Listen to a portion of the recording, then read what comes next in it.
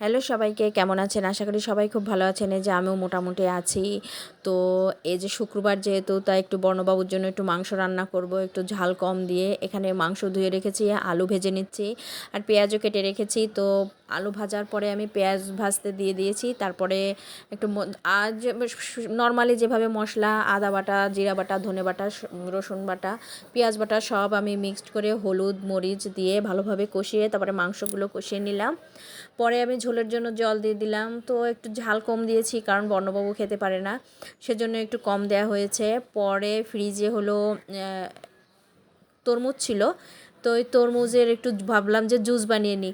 বর্ণবাবু এমনি তরমুজ খায়, কিন্তু জুস বানালে আর খেতে চায় না। জুস বানিয়ে দিলাম, একটু তরমুজও খেলো না। তো এই যে বিকালবেলা আমরা একটু বাইরে বেড়াতে যাব, যেহেতু ঘুরতে যাব, তো বেশি দূরে যাই না, আশপাশেই যাই এই আর কি। তো এখানে একটা নদীর পাড়ে আসলাম। নদীর পাড়ে, তো নদীর পাড়ে দাঁড়ানো যাচ্ছিল না, এতই দুর্গন্ধ, জল একদম কালো।